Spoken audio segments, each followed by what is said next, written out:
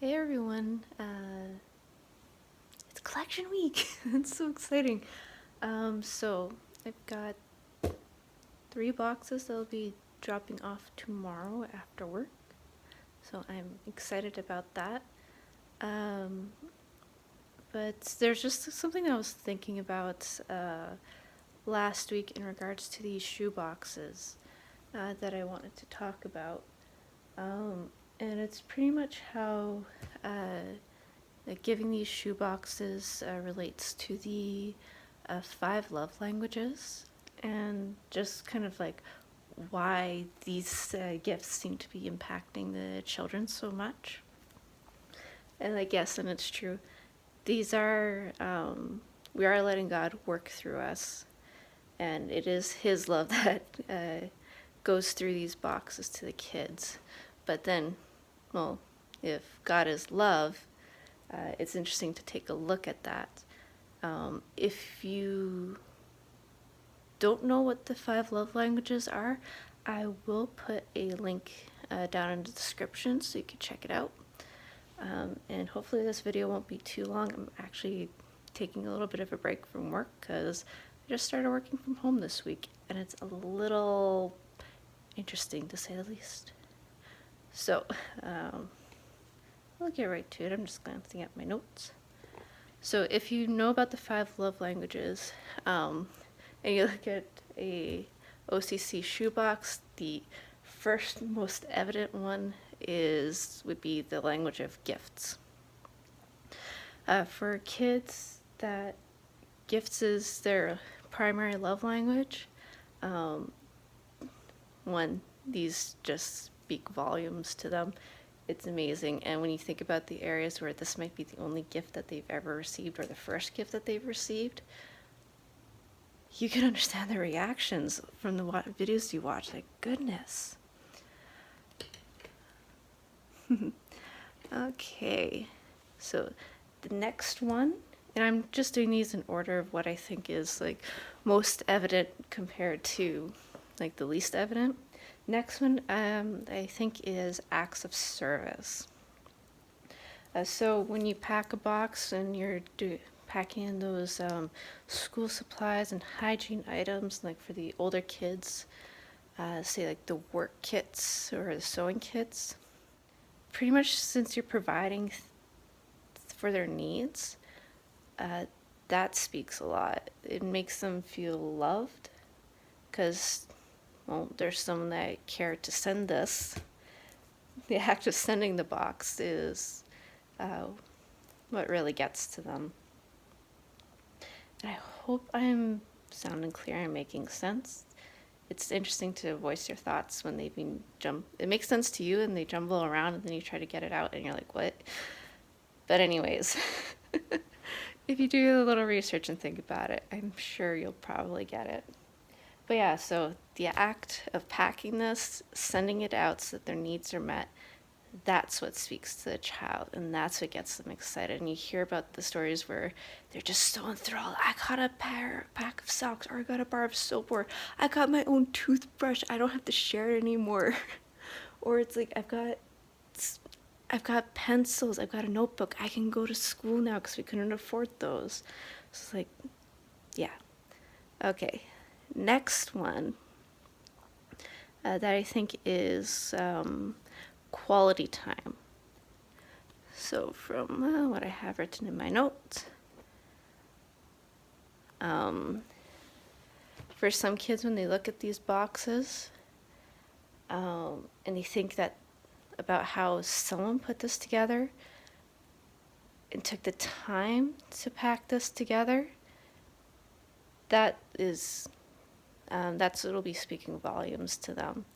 And things like, and again, like these 5 love languages, it's like, yeah, there are 5 individual categories, but they all kind of blend and weave themselves together, which is like really exciting and cool. But when they think about just that someone put this together, someone took time to think about them, yes, they just get so excited, so enthralled. And also, too, the thought that, oh my goodness, God was thinking about me. Yeah. And kind of like on top of that, for us, the packers, I don't know about you, but I get so excited putting these together, like just the amount of time that I get spend putting these together. Like sometimes afterwards I'll be sitting on the couch staring at the boxes, or just like, oh, they're gonna be so excited. Another aspect to that, though, from the packer side of things, is spending time in prayer for each child. One thing that I noticed when I was packing this year is like, this isn't just a box going out to a child. It's like, this box is a child. So that changed the way I was praying. That when I think about it, like, oh, he's going to be so excited to receive like this item, or she is going to be excited to receive this item. Yeah, it's like when you change your thoughts to this box is a child compared to this box is going to a child, it does change a lot of things. All right, now the next one, and it's a little bit harder to spot this one, but it's words of affirmation. Where this comes into play is the letters that they encourage us to put inside the boxes. Sometimes when you hear the stories, it's like, that letter told me I was loved, and I kept it, and it just wouldn't leave me as I grew up. That's amazing.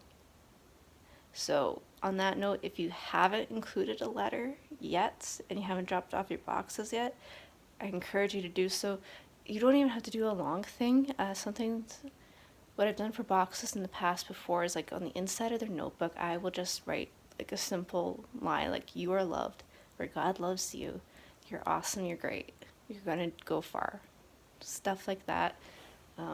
Or if you're inclined to decorate the lids of the boxes, even, I know, probably backwards, isn't it? I know one thing is, just take one word, decorate across the lid, and hopefully that'll stick with them and add a little bit of wow to this. And the last one, and this is kind of the hardest one that I was thinking about, but it is the language of touch, or physical touch, inappropriate.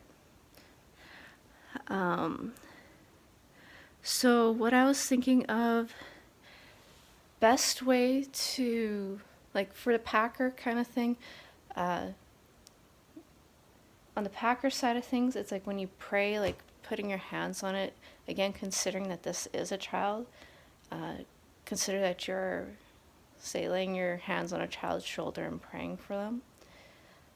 But for the child receiving it, I think best way to kind of speak to that love language is actually including a stuffed animal. So we know from this side of the world, getting a stuffed animal, it was a source of comfort. It's something soft. And you can hear the stories where that was just like the best thing in the box. And they've kept it, or some kids have even kept it in mint condition. But it's just like something to hold, something to hug. That, again, that speaks to the child feeling loved, that they can hold and hug and appreciate this thing.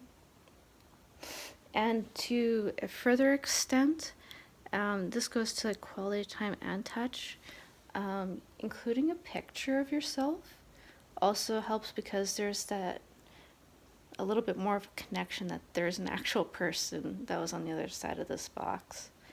Now, I didn't include any pictures in my boxes this year because our printer is like out of ink, and for the amount of boxes I was packing, and I don't know, I have to figure out the picture thing for next year, but we'll get to that. So yeah, those were my thoughts this morning. Happy collection week. If you haven't packed a box set, you still have time. Dollar Tree, Dollarama if you're in Canada, Giant Tiger, you can pick up a lot of things there. Or you could go to online to pack a box, and that's another way to fill it up. So thanks for watching, have a good day, and I should probably be getting back to work. Bye.